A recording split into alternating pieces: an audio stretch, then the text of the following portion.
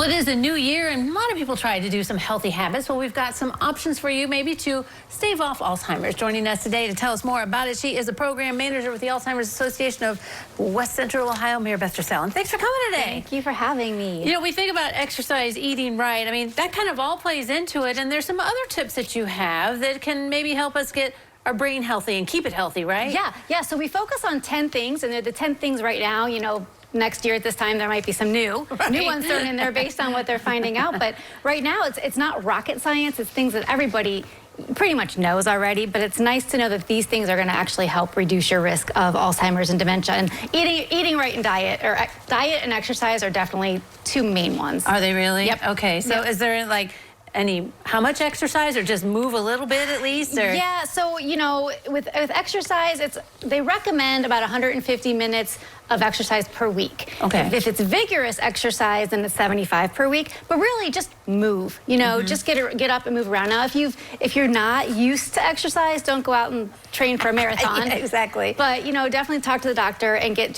some movement in your day. Anything that gets your heart rate pumping.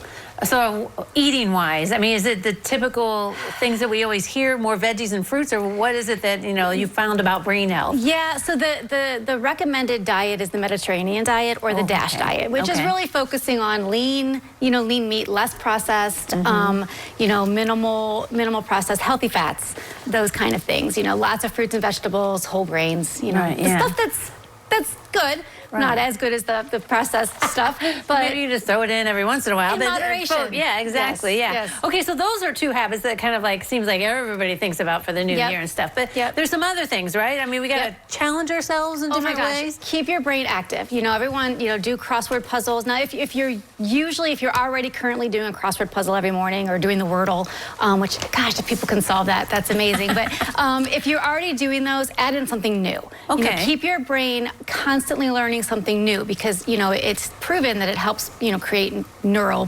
pathways. So definitely challenge your brain, constantly keep learning. You know, learn a new hobby, learn a new language, you know, do something that's going to keep your brain learning things. Okay. So those are two big ones.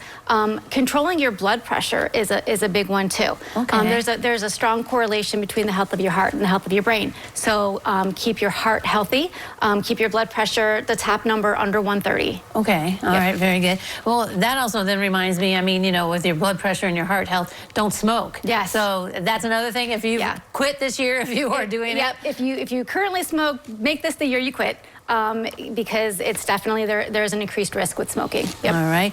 And this kind of seems like a no-brainer for everything, but protect your head. Oh my gosh, yeah. And you know, when you talk about exercise, though, people bike and stuff, and you still see people, you know, that don't have a helmet on, or you go skiing or whatever. Yeah. Protect your head. Protect your head. Wear your seatbelt in your car. You know, rugs, like throw rugs in the house, like fall-proof your home.